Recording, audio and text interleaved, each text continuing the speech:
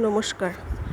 আজকের জন্য আসলে অন্য ভিডিও রেডি করেছিলাম, কিন্তু কালকের ভিডিওতে একটা কমেন্ট এসেছে যেটার উত্তর দেওয়াটা বেশি প্রয়োজনীয় মনে হলো। কমেন্টটা যেটা এসছে যে অনেক মানুষ আমরা চারপাশে দেখতে পাই যারা সারা জীবন খুব পরিশ্রম করে, যেমন রিক্সাওয়ালা দেখলে বুঝবেন তারা প্রচুর পরিশ্রম করে। তাহলে কর্ম তারা করছে, কিন্তু তাদের কেন অবস্থার পরিবর্তন হচ্ছে না? তার মানে তাদের ভাগ্য খারাপ? তাহলে ভাগ্যের ওপরেই যদি সবটা ডিপেন্ডেন্ট থাকে, তাহলে আর আমাদের কর্মের বিষয়ে এত কথা বলে কী লাভ? এটা শুধু কথারই কথা। তো এই বিষয়টা একটু পরিষ্কার করে বলার প্রয়োজন মনে করি। দেখুন, আমাদের মাইন্ডের বর্তমান রেশিও আগেই আলোচনা করেছিলাম যে সেটা হচ্ছে এখন 2482 2482 নিয়েই আমরা জন্ম নিচ্ছি। এবার সবাই কিন্তু 2482 রেশিওতে জন্মায় না। 5221-এর দিকে 2482 থেকে 5221-এর দিকে যাওয়া এরকম অনেক রেশিওর একটু পরিবর্তিত রেশিও নিয়েও অনেক মানুষ জন্মগ্রহণ করছেন। যেমন অনেক সাধুসন্ত পৃথিবীতে আছে, আবার অনেক বড় বড় বিজনেসম্যান, তার পাশাপাশি মিডিলের কিছু মানুষ, এরকম মানুষও আছে। তাদের মাইন্ডের রেশিও ডেফিনেটলি পরিবর্তনের দিকে। এবার যে মানুষটা 2482 রেশিও নিয়ে জন্মগ্রহণ করেছে এই মানসিক কাঠামোতে, সেই মানুষটার কাছে কিন্তু অনেক রকম বাধা বিপত্তি এগুলো তার জীবনে আসতে থাকে।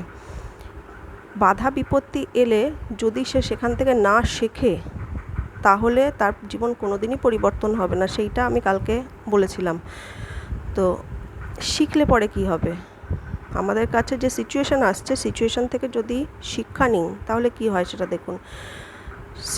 শিক্ষা নিলে আমাদের বুদ্ধির যে সেন্টার আছে সে একটুখানি ডেভেলপ হয়ে যাচ্ছে, আর ইমোশন আর সেন্সুয়াল ভাইটালিটি যে সেন্টার আছে তাদের জোর একটু কমে যাচ্ছে। তো ছোটোবেলা থেকেই যদি জীবনের সিচুয়েশান থেকে শিক্ষা নিতে থাকি, তাতে ইন্টেলিজেন্স সে ধীরে ধীরে আরও গ্রো করতে থাকবে, সে আরও শক্তিশালী হতে থাকবে। অপরপক্ষে ই সেন্টার আর এস সেন্টার, এই সেন্টার দুটো তাদের ক্ষমতা আস্তে আস্তে লুজ করবে, তারা বুদ্ধির আন্ডারে আসবে, কন্ট্রোলে আসবে।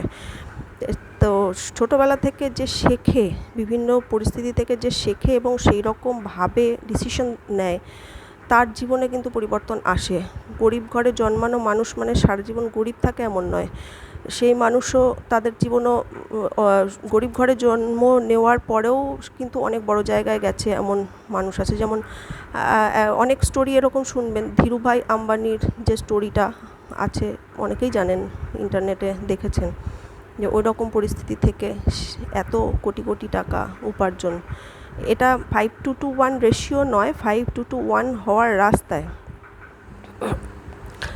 জেনোগায় শেষের দিকে এইটা আলোচনা করা হয়েছে। প্রথম আমরা যে উইল মানে 2482 রেশিও নিয়ে যখন জন্মাই, সেটা হচ্ছে তখন আমরা সেরকম কোনো কাজ করতে পারি না।